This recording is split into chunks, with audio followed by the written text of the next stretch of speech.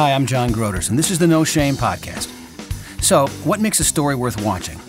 The best films are the ones that entertain, and then do a little bit more. They elevate, they challenge, they inspire.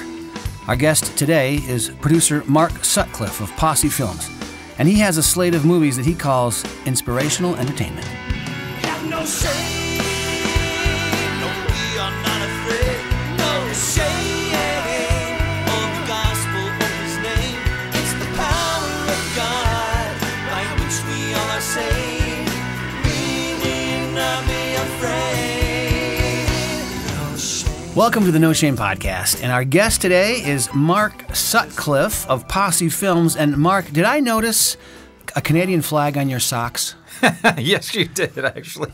I didn't think you caught that. Yeah. I thought I saw as my little maple leaf peeking above the sneakers there. Yes, I'm from Ontario. So welcome to America from Ontario. We've had a few Canadian guests recently, including the founders of the Toronto International Film Festival that you and I met at not long ago. They were on our podcast 2 weeks ago. So Fantastic. Mark is our guest today, and Mark is a filmmaker, and we have been trying to meet each other for 6 years. Yeah. 6 years ago, Mark's name came up to me when I was in Mississippi on a kind of a scouting exhibition looking for film partners, and through a mutual friend of ours named Patrick Worksma. And I saw Posse Films back then, and I saw this looks like a really interesting slate of films. And years passed, and somehow I was out at Pebble Beach for the U.S. Open this year, and you were at Pebble Beach for the U.S. Open. We were on opposite ends of the golf course, and tell me the story. What happened? Yeah, so I was just in a suite there, and I ended up meeting Kevin. And of course, Kevin, we just started talking about what I was doing and films. That's Kevin Harney, former podcast guest, by the way. So, yeah. And so, anyway, I started telling him, I'm doing some feature films, and one of them is on Payne Stewart's life, and he became fascinated with the story, and of course was very familiar with the story, and loved it, and loved loved the passion I had for it, and started. He said, "Have you ever met John Groders?" And I said, "You know what? His name has come into my life a few times, and I haven't met him yet, but I think we're supposed to meet." And he said, "Well, he's right here on the golf course. Let me call him and see where he is." And of course, you were way at the other end of the golf course, and then I guess, and I didn't know, and of course, I knew Patrick separately. So I get back to Ontario. So we didn't end up meeting that day. And I get back to Ontario a week or two later, and Patrick says, "Hey, do you know John Groders?" And I said, "He keeps coming into my world, and I keep coming into his, but we haven't met yet." But Patrick said, "I know him very well. I used to work with him, and I was talking about you today." And he was like, "Oh my gosh, I was supposed to meet. I was supposed to bump into him last week, and next thing you know, you and I are speaking finally, and we both followed up with each other, so that was great. And then we met at TIFF, and I think we really enjoyed meeting each other, and want to know why the good Lord has put us together to figure out what we're supposed to be doing together. It does.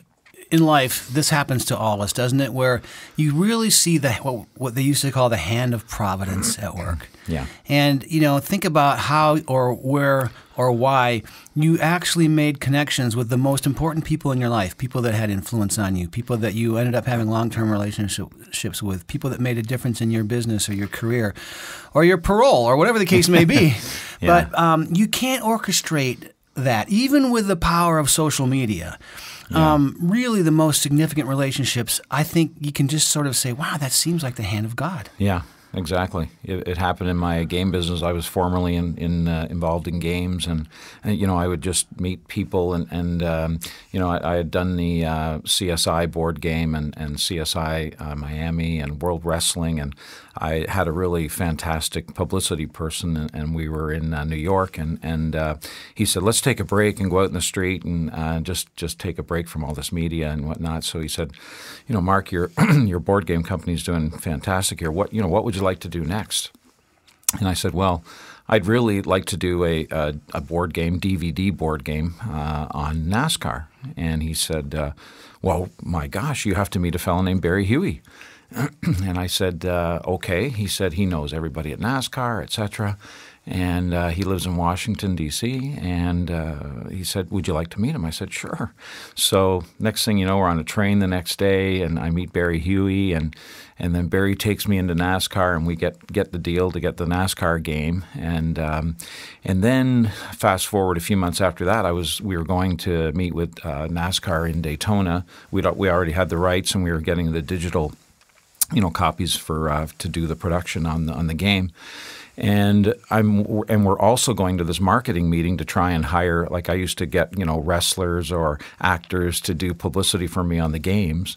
And so we're going there to try and get, permission or help from NASCAR to get us in touch with like Jeff Gordon and Dale Jr., the young guns, they called them at the time. And as I'm walking into the meeting with Barry Huey, I see this gentleman over in the parking lot, and I said to Barry Huey, I said, isn't that Bobby Allison over there?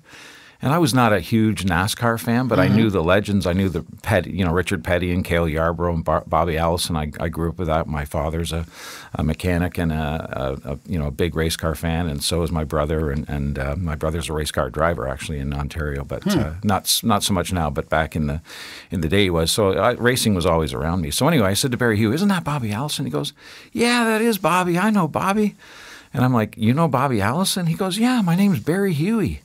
I said, "Well, what does that mean?" He goes, Bobby Allison's from Hueytown. Hueytown's named after my grandfather." And I'm like, okay, well, let's go talk to Bobby. And, of course, I went and talked to Bobby Allison. Couldn't have loved the man more. He's just a very special human being. And, of course, at that time, I knew he had lost his son, Davey, in a helicopter crash. But I didn't know, that he'd lost his other son and he'd lost his marriage and put it back together again and got remarried, and just this beautiful story of his life. And anyway, long story short, I end up hiring Bobby Allison to be the spokesman for my NASCAR game, and then fell in love with him and his family and Bobby's wife Judy, and bought the rights to make a feature film on Bobby and Judy's life, and that's what got me to go from the game business into the film business, which is basically going out into the street in New York with the guy who was doing publicity on my World Wrestling game, and him asking,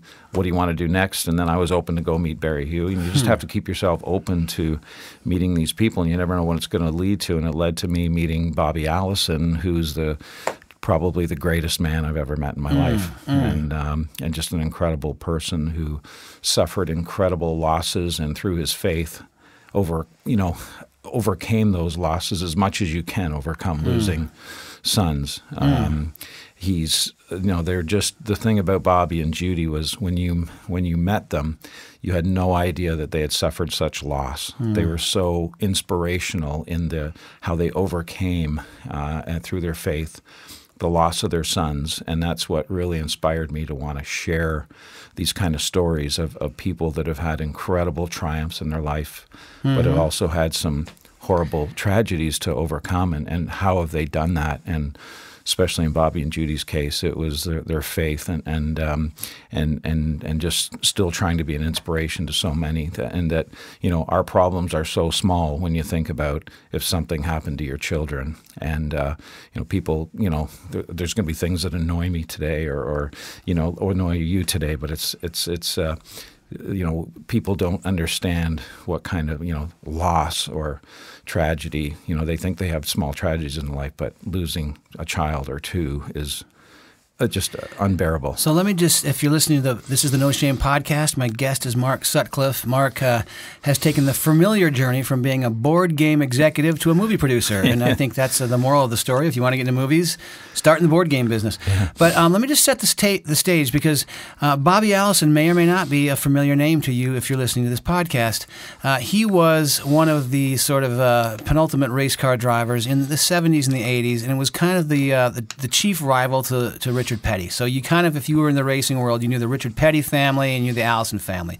And they were brothers in the Allison family, and it was a family affair. So back in the days of Wide World of Sports, when racing was popular, you knew the name Bobby Allison. Yeah. Now, maybe today, people may or may not know that, because that would have been like listening in the 1970s to someone talking about athletes in the 30s. You may not remember them. It's amazing. But I remember the Allisons, and I was a sports fan. And we've had a lot of sports participants, athletes, and that on this podcast because it's such an area that interests me. But Bobby Allison, again, one of the top drivers. I would say he and Richard Petty neck and neck if you were to say driver of the decade for 2 decades, and they had a fierce rivalry on the track, but a respectful relationship off the track, and it grew more respectful the older they got, as they each shared what a tragic life racing can be, especially in those days. So Bobby Allison, just again to kind of say why this movie has come to Mark's attention, he suffered a horrific crash, and I think it was 88 in 1988? Yeah, 88. He had just won the Daytona 500 at 50 years of age. Unbelievable. And his son came in second. You know, father-son 1-2 finish in the 88 Daytona 500. Wow. You know, and then 6 months later, Bobby blew a tire on the first lap at Pocono, and so he's kind of a sitting duck on the track. And back then they used to race still to the caution instead of the caution lights coming on and everybody slowing down immediately. And there was a guy at the back of the pack kind of still rushing to get to the yellow, and he hit Bobby in the driver's door at 200 miles an hour and broke most of the bones in the left side of Bobby's body, but also gave him a devastating head trauma, and they had to put a shunt in Bobby's brain just because of the impact of getting hit at that speed. It's not like he got hit in the head so hard; it was just the brain inside, rattling around, whatever you want to call it, but just. So the pressure was just incredible in his brain and swelling. So they had to put a shunt in his brain, and they thought he was going to be a vegetable or not do well. And he came back, and the love of his wife, Judy, moved into the hospital with him, and for his physical and mental rehabilitation. And then he got that accident happened in Pocono. And then they, moved Bobby to Alabama to Lakeshore Rehabilitation there. And Judy was just an incredible force in his life to help him overcome these tragedies, or like to overcome that tragedy especially, and just work with him. And so, I mean, very nearly ended his life. Absolutely, yeah. Very nearly ended his life of any quality, even if he were to survive. Yeah. Certainly ended his racing career, like that was going to be the last race Bobby Allison was ever seen on the track in. Yeah. He did fly again, though. Bobby loved to fly and had 13 different airplanes in his life, and he was like one of the original guys that was flying during the weekend to the track himself. And Bobby was determined after that. Even that catastrophic head injury to get his pilot's license back again, which he did. And well, let me back up on the Bob. And by the way, we're talking with Mark Sutcliffe on the No Shame podcast, and the reason we're focusing on Bobby Allison right now is that one of the films in your company, which is called Posse Films, one of the films in the slate of films which you are developing is called Racer's Heart: The Bobby Allison Story. So I just want to remind our listeners why this movie ultimately has appealed to you, and why this podcast, we say it's at the intersection of faith and culture, and I think that this Bobby Allison story is exactly that. So take me back to why was Bobby Allison a cut above other racers of his generation? I mean, isn't racing just about putting your foot all the way down the floor? Who can't do that? But he would win stock car races, modified races, NASCAR races, open wheel races. What was special about this guy? I think it was, Bobby had 13 brothers and sisters, or there was 13 in the family. And his father, Bobby grew up in Miami, and his father had I guess you could call it a junkyard, but his father installed gas pumps in gas stations and whatnot. And anyway, he was a very mechanically inclined person, Bobby's father, and so did Bobby became as well. Bobby has this like a mind of an engineer, and so he learned early on from his father, and then through other racers. Bobby just developed as a young man a real strong interest in racing, and he met some influential people back then that really helped him understand the setup of the car and the setup of the track. And look, because a lot of these tracks, of course, are banked. So you have to, it's all about how you set up the I'm not a mechanic, unfortunately, like my brother. brother and my father. But there's, of course, various ways to set up the chassis and suspension on the car to match properly the tracks, and Bobby understood that. So it was almost like a very skilled mechanic out on that racetrack. It wasn't just a driver. It was somebody who understood engineering, and to be a pilot as well takes a lot of engineering, a lot of smarts. And Bobby was just a cut above that way with the mechanical experience, engineering kind of experience he grew up with, and just wanting to be better than everybody else, and just learning. Now, you've gotten to know him quite well, I know, in his later years now. So Yeah. I think it's interesting that there's always sort of the discussion whether NASCAR is a sport or race driving is a support, because the car seems to be doing all the work. But here you've got a mixture of timing and nerves and bravado and all the things that happen in the car for 500 miles or whatever. But also you've got this intellect that takes place in the garage, and the fact that not only did he understand the engines and the suspensions, he also, from what I've seen, ran a tight ship.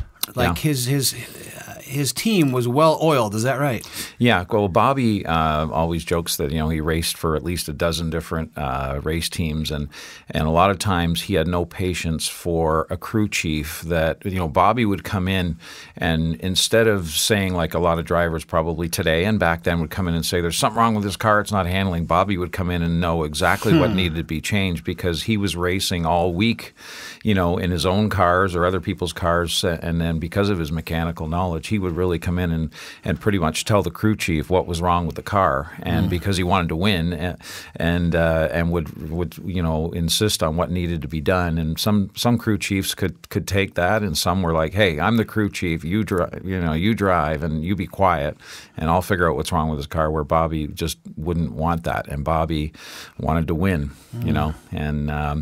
and there's a statistic, I think about the 72 a year.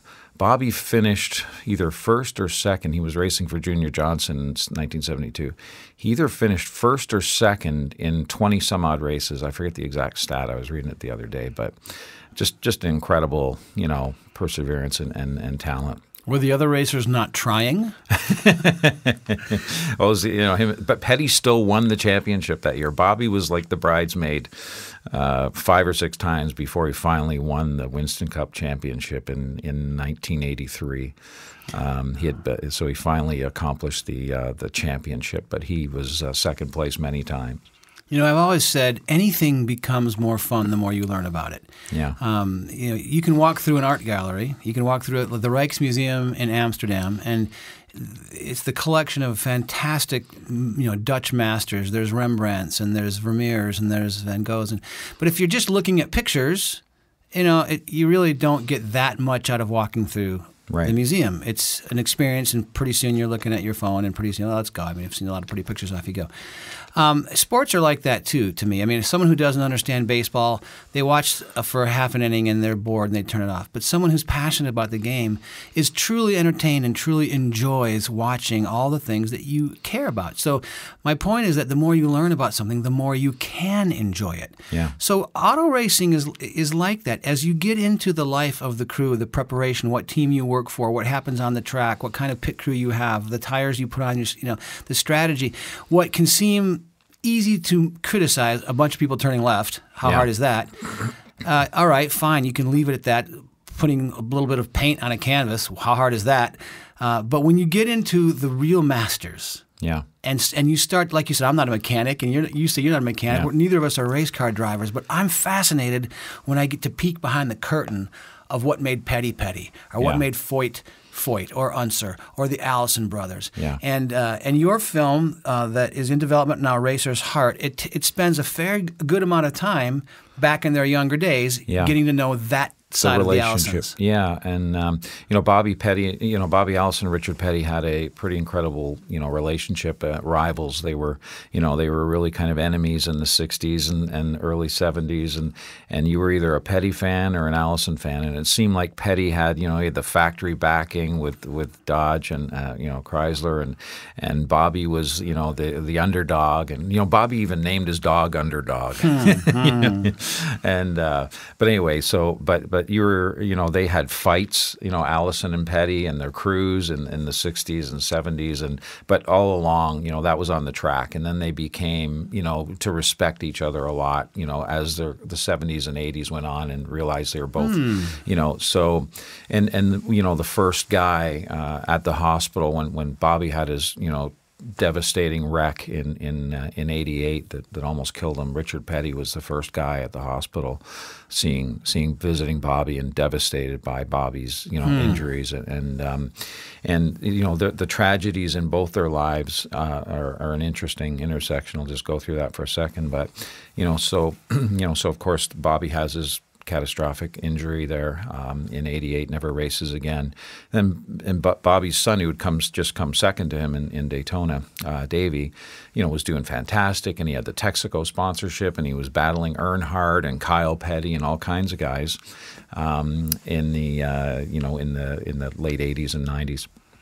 And so he was doing fine on his own, but then Bobby had a younger son, Clifford, and Clifford wanted to get into racing as well. So as Bobby's mental capacity came back, he started helping his son, Clifford, and so did Davey. It's kind of like the Andretti family. You've got a whole group of them that are top-notch drivers. Now you have the same thing with the Allison family. Yeah. So, and of course, Richard had his son, Kyle, who was doing great too.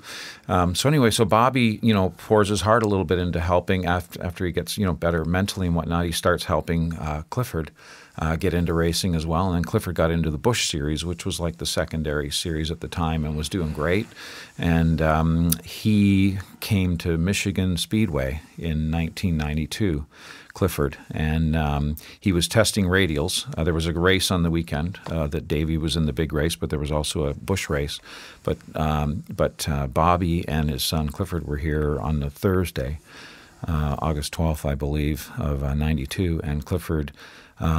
So Bobby was, watching Clifford, and Clifford hit the wall. He was testing radials. Radials were just coming into the sport, and he hit the turn 3 at Michigan Speedway, and he was killed instantly, just almost the same way, Dale Earnhardt Sr. was killed. Tire failure? No, just basically the car broke loose, and he hit the wall, and it broke his neck, And so Bobby was the first guy on the scene, and runs up to his son, and Bobby always says to me, Mark, I've broke so many bones in my body, and of course I've been on fire and all kinds of things that happened to me. He said, but I did not know what pain was until I saw my son in that car, and knew that my son was gone.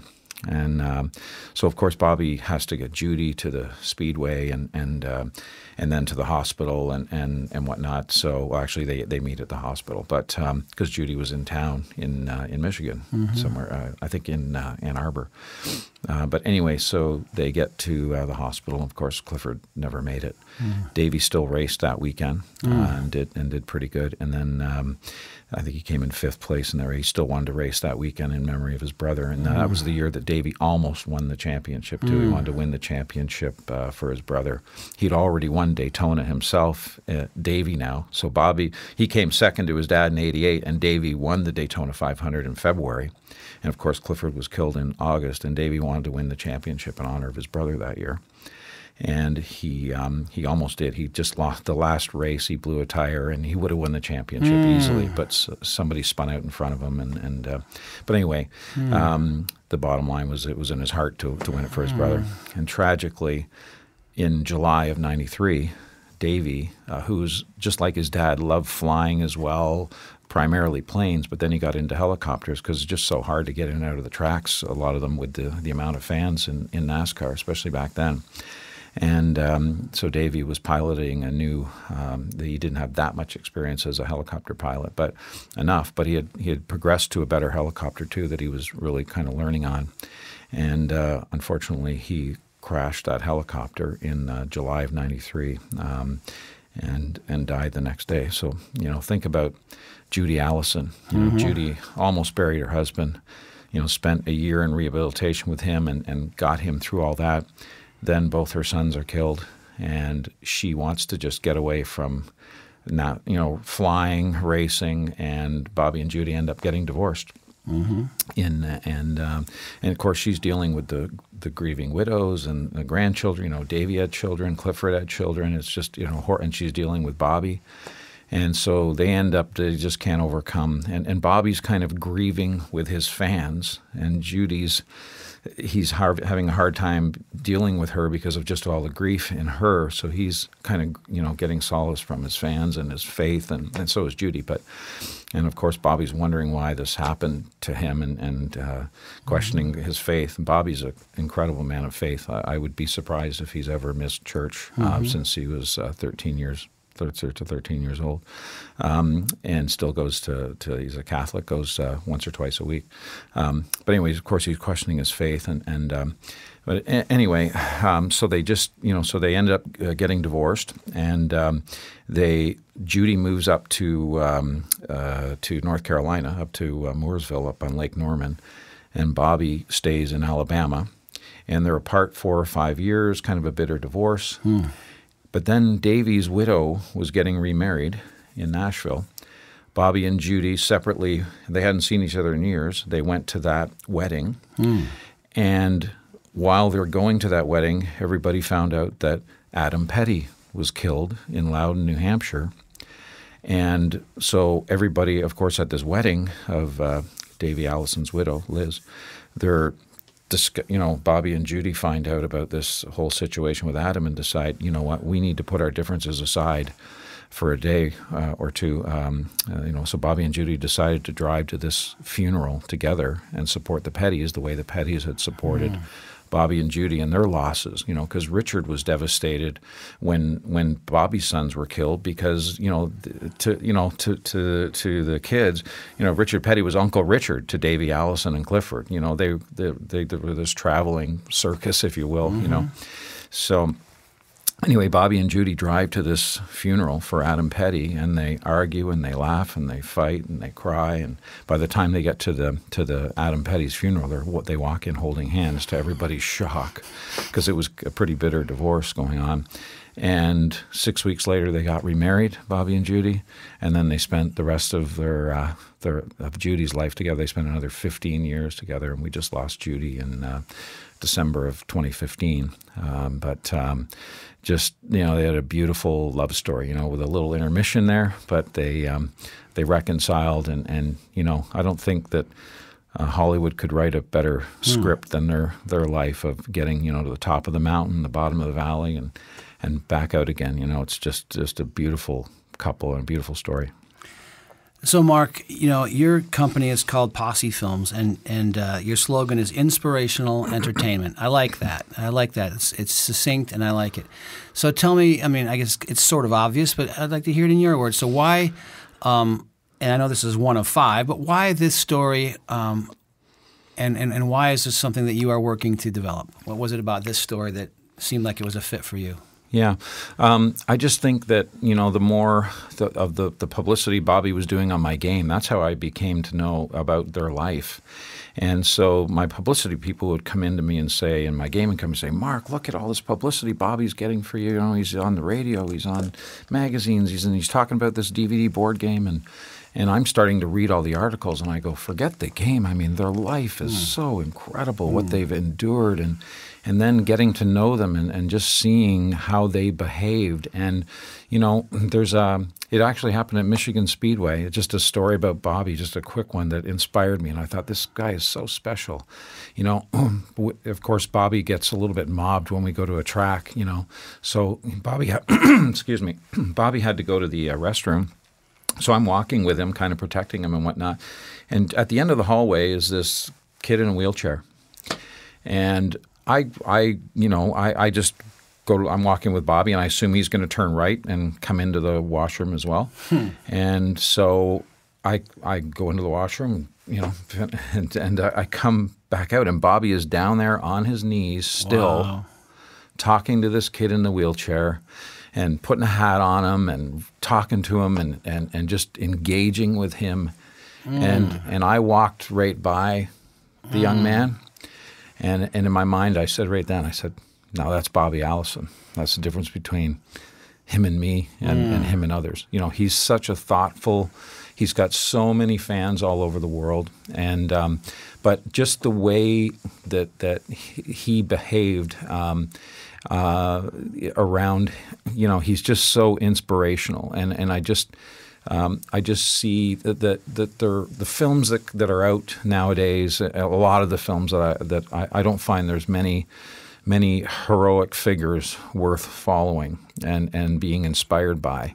And I just think Bobby is a walking picture of how people should try and I want people to want to be more like him. I want to be more like him, and I think by showcasing some of the people that we're doing our feature films on, I want people to be inspired by and want to be more like that person and learn, you know, why is that person that way? And a lot of Bobby, the reason for that is Bobby's faith and his humility and his hard work. You know, he worked hard his whole life, but he was rewarded for it in many ways with, you know, the accolades in the sport and the wins. But, you know, with that comes some losses, and we wonder why those losses happen, you know, to some of these incredible people.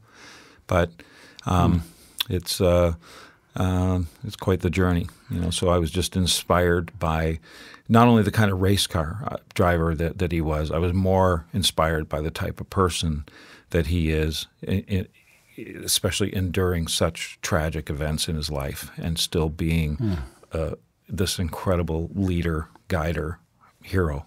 Well, are y'all ready to go buy a movie ticket after hearing Mark Sutcliffe tell you about Racer's Heart, the Bobby Allison story? I mean, I'd love to say opening this weekend in 850 theaters in the U.S. and 600 in Canada, but we're not there yet. The movie's not opening yet because why? We're working on the financing. It's a big story, and we're working on big actors and the right type of funding to fund it. And I think we have it, but I can't announce it yet. We're not saying a word.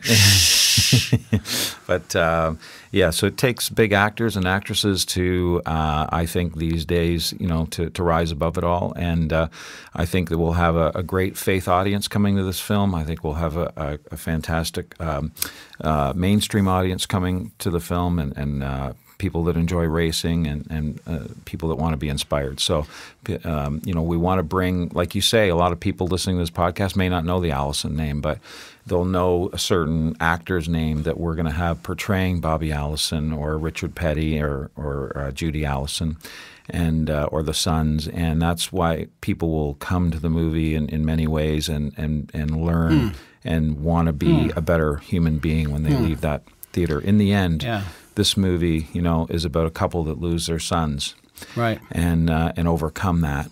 And you know, I want people to leave the theater and call their children, because you never know what can happen. Well, I love your explanation, and you know, I've been reading a biography on George Lucas, and we've seen the success of, I think, however many, all 7 or so of the Fast and Furious. I mean, Lucas likes cars. American Graffiti was about cars. Even Star Wars, a lot of vehicles, a lot of speed, whether it's the racers or whether the pod mobiles. We've got modern race cars in the Fast and Furious. I read your screenplay. I'm excited about it. Thank you. One of the things that I thought was fascinating beyond, this is sort of maybe, you know, just shallower than what you just explained, which I think was the depth of the movie, but on a cool factor level. Yes. To see vintage cars racing. I mean, yes. I was thinking as a director, okay, how am I going to put together an entire race of cars circa 1972 that look and sound and feel, because there's something cool now about that vintage world, and especially everyone sort of likes to recast their own youth. And so I Fast and Furious can show me modern cars, but I would really love to watch how, you know, the older cars, but they won't look old, they'll look new, sound new, race. I mean, the history part of this is fascinating to me as a filmmaker. Yeah, Bobby was the first guy in America to break the 200-mile-an-hour barrier, and he did it in Talladega in 1969 or 70, I forget. Sorry, but he did it in that winged Dodge, and so the Winged Warrior kind of car, and I actually wanted to call the movie Winged Warrior because Bobby to me is a winged warrior, you know, And but so that is really one of the signature cars of the movie. And but there's some. You're right. There's some incredible cars. Richard Petty raced the Superbirds, and so this is going to have the cool factor. There'll be the incredible elements I just told you about with the film, but there's a total cool factor with the cars. You're absolutely right, and the type of racing that went on then, and the they called it rubbing as racing. They were banging into each other pretty good, and a lot of those cars you could go out and buy them in the show. You could buy them the next day. Stock cars. That's where the word came from. Exactly. Yeah, you could watch them race on Sunday and buy them on Monday. Well, our engineer, Paul Westlink, I'm sure he's over there listening, and I'm looking forward to the sound of this race and finding ways to be in the car and next to the car and on the sidelines and in the pits. I remember as a kid, my dad, I grew up in Phoenix, Arizona, and just a small memory, but my dad would take me to the Manzanita Speedway, and it would be dark, and it was cheap, and it was just kind of grandstands and bad lighting, and we'd watch the night of motorcycle racing and stock car racing and little go-kart racing, any kind of racing. It was just loud and smelly and smoky. I just loved it. Yeah. Oh, yeah. Me too. But the thing is, man, with adventure comes danger. With speed comes risk. Yeah. And this movie, it's about racing, but it could be about so many things in our lives. And it does ask a few big questions. And I don't know that you have to answer those questions, but I love the fact that regardless of the risk, the cost, if you're going to run hard to the edge, I mean, you see what happens in the families. I mean, Dan Weldon just a few years ago won the Indy 500 and was killed the next year. This isn't ancient history anymore. It still happens in this sport. Yeah. Yeah, it's like you say, it is extremely dangerous, and Bobby even raced in Indy as well, and that's one of the scenes that we show is Bobby was in 1973 at the Indy 500. It was a horrific year, and there was rain delays, and then there was a tragic start where a bunch of cars spun out and they spilled fuel out in the stands, and people were killed in the stands and whatnot. Just what year was this? 73. Watch no it. Yeah, kidding. And a guy named Swede Savage was killed that year as well at Indy, and he was a good friend of Bobby's. And another fellow was killed in 73. So Judy was really didn't want Bobby racing in Indy. Bobby was one of the few guys. Also, Bobby's brother did it as well, but went from NASCAR into Indy cars. Just back and forth. So Bobby did kind of race Indy in 73, and so he did race in the Indianapolis 500 in 73 and 75. They're completely different types of cars. Mm-hmm. And Bobby was, right up there with the big guys and on the pole, setting the records, and he could just drive anything, whether it was a stock car, an Indy car, an airplane, and not only do that, but fix them. So Bobby would remove and replace and modify airplane engines, and then get up and fly them, and the odd time made a little error, didn't hook up a gas line correctly, and had to land in a field somewhere. I mean, he was just that kind of guy. He was just no fear. The need for speed. Probably partly because of his faith too. No fear. No fear. So.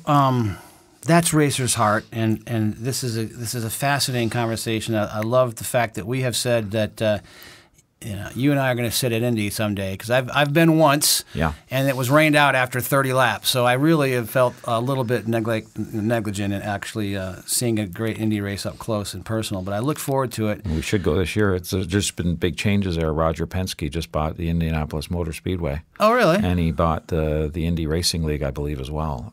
So there's big changes coming in. I think for the positive. I think it's a fantastic situation. I try to watch it every year. Like I really am not. I can't ask a lot of. You could get me on trivia questions on NASCAR, but for some reason, the open-wheeled racing and the fantastic coverage. I love the broadcast of the race and how it's taking us inside the cars and inside the pits and the conversations. Yeah. So even for a non-racing fanatic, I love the Indy 500. Yeah. And being there once, they're bigger, louder, and faster than you expect. Yes. Like anything in person sometimes. Yeah. And the Bobby Allison story is one of the. He's on the Hall of Fame of the world of racing, that's for sure. Yep.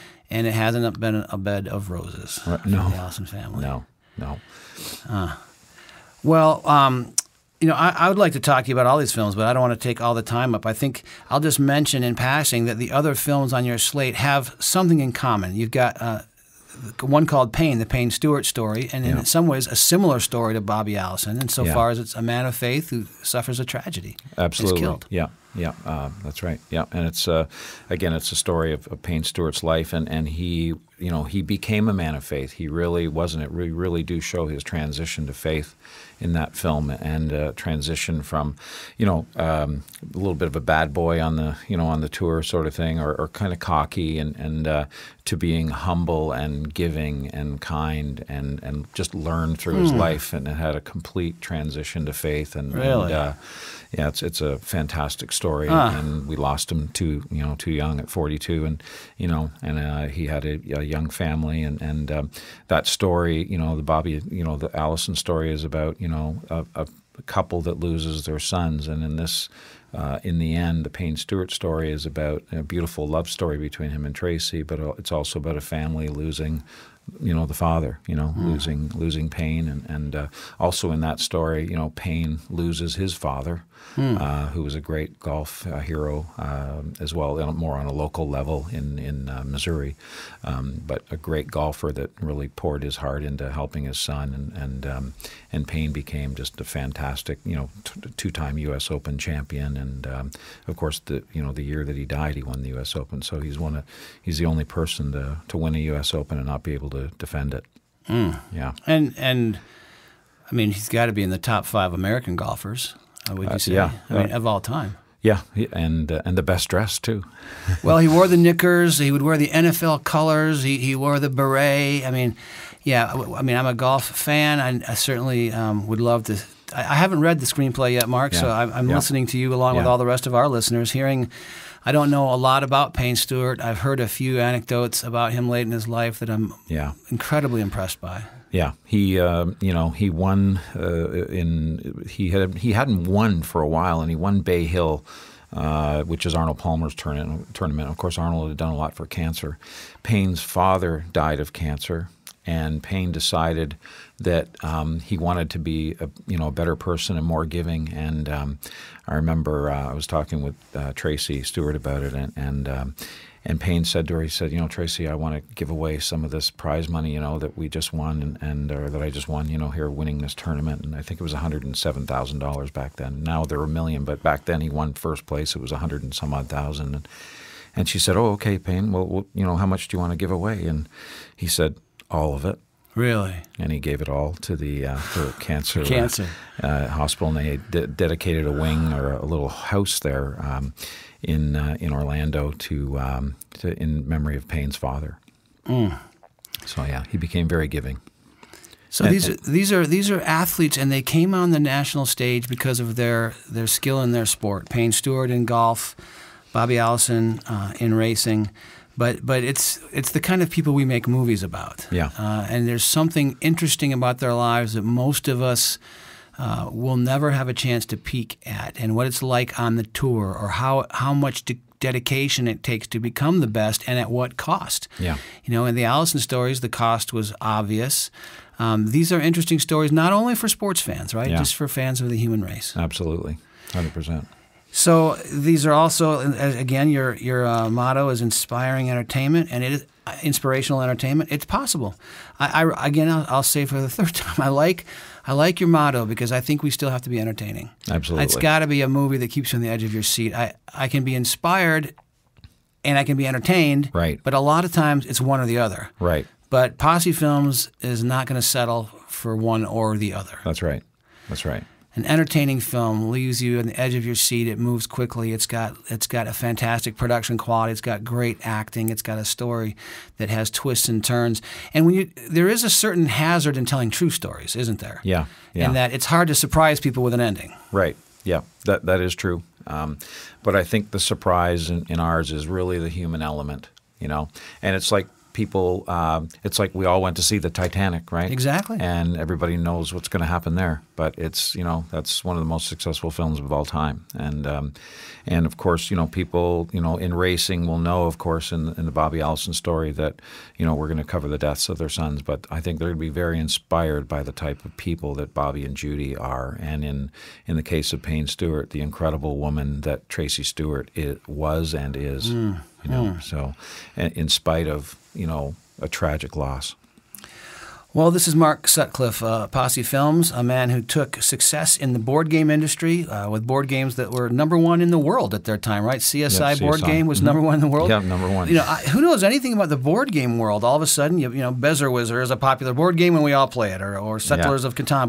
But there's a strategy to becoming a successful board game, and you know it. You know how to do that. Yeah, it was an interesting ride. I don't know how much time we have, but you know, I really wanted to make games about learning about my province of Ontario. So it was called the Ontario Trivia Game, and it was about our history and geography and people and industry and sports teams and whatnot. And we'd give you, unlike Trivial Pursuit, we would give you a little. You know, we wouldn't just say the answer is Wayne Gretzky. You know, we would tell them. You know, we'd have a little blurb in there that he was born in Brantford and this is how many goals he scored and whatnot. And then there's probably 10 questions in my game about Wayne Gretzky, but we'd give you a little anecdotes every little time, about 2 lines, you know, just telling you more about Wayne Gretzky. So, and I started to get into games like that, and then I wanted to do every state in the U.S. that had, say, 10 million population or more. You know, it's fascinating. Michigan, you know, why is it called Michigan? Why is it called Holland? Why is it called Ann Arbor? You know, all these things are interesting, and so I really became interested in learning. You know, why did people settle in Holland, Michigan? You know, and it was usually because of a water source or an industrialist, you know, entrepreneur or somebody that originally. But there's always reasons why these towns became towns and cities, and it's pretty interesting to learn and how they were named, and so that's all interesting, of course. And you'd cover all the sports teams and all the things that are great about Michigan and industrialists and the people.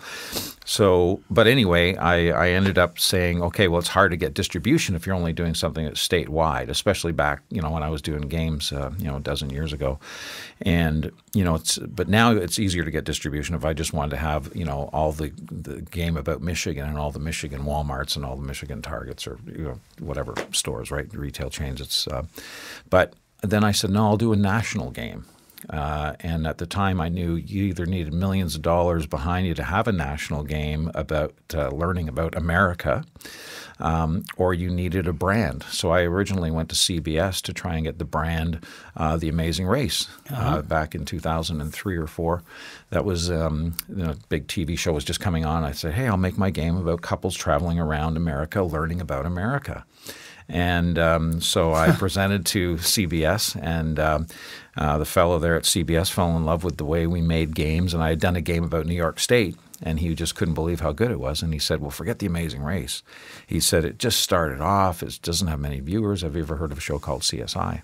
I said, I've heard of it, but I have to be honest, I haven't watched it. I've been busy making my game about America and hoping I could get the rights from you, you know, to call it The Amazing Race. He said, no, I know. I really want your team to make CSI. Next thing you know, we had the rights to do CSI, and we launched it in all over America in about 20 countries and a dozen languages, and went all over the world with it. So it was pretty.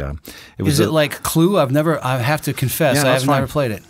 Basically, yeah. No, we had to make up crimes. So there was the original game came with 8 murders, right? And you had to and they all had a crime scene description, and then you would move around the board and you would learn. You know, you'd go to the DNA lab and you'd learn things, and then you'd go to visit the police or ballistics, and so there's different spots around the board. You would learn more things. So you had to be the first one to figure out, you know, who did it. So there'd always be one victim and 3 suspects in every suspect had motive to want to kill the person, but there was only one person that had the means and the opportunity. So you'd move around the board and learn about the murder as you go around, and had to be the first to solve it. First one who solves the crime. So sort of like Clue in a way. Sort of like Clue, but they were kind of stories, you know, that we wrote and worked with the CSI people and had to be approved and come up with unique methods of murder and whatnot. So it was almost like forensic files, or unique methods of murder.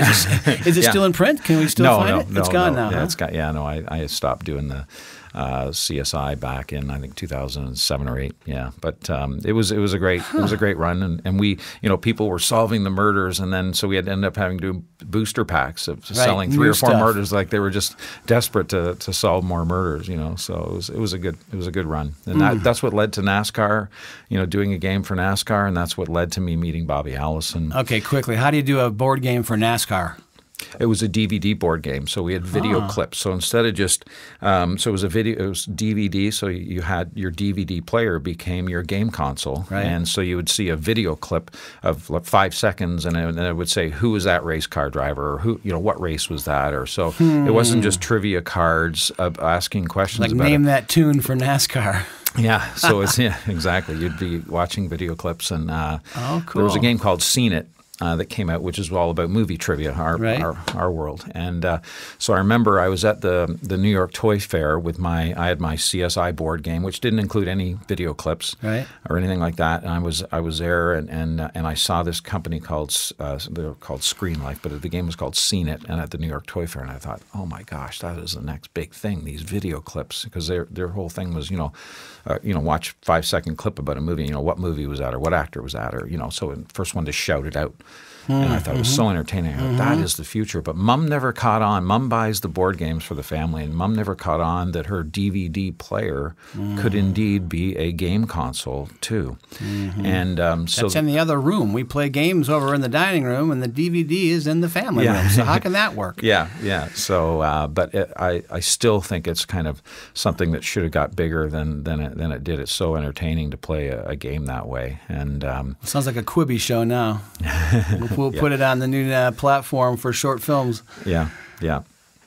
That's good. Well, Mark, thank you for joining us here in the studio today, and it's been a pleasure. And I'll just say to our audience, Mark came in from Canada last night and attended the banquet of the World Mission 25th anniversary. I was the MC at that event. Friends of mine were the speakers. It was so nice of you to come and join us. It was an inspiring night to see how that organization, World Mission, is sending these little recorders. They're called treasures, and they put the most forgotten languages in the world. They put the Bible on these little treasures and distribute them into the most difficult places and the most forgotten places. Wonderful organization. You honored us with your presence last night. We've loved having you in the studio today, and we just ask a blessing on your projects, that they might be not only funded but made to the most excellent level of quality Thank and you. inspire audiences all over the world. And I'm so impressed by you and your team and your facility here, and would love to work together and find out why the good Lord put us together. So here we are. Amen to that. So that's the No Shame Podcast, and may the hand of providence be on you today, whether you are listening to this jogging your daily 15-mile jog, or driving through your car, or cleaning your bathroom, or whatever you're doing. May God bless you too. Thank you. Have no shame, no, we are not afraid, no shame of the gospel of His name. It's the power of God by which we all are saved. We need not be afraid. No Shame is a weekly podcast where John Groders discusses life at the intersection of faith and culture with all kinds of interesting and inspiring guests. Subscribe to the podcast today by going to johngroders.com, select the podcast tab, and hit subscribe. Listen whenever you have time, but don't miss any of these life-giving conversations.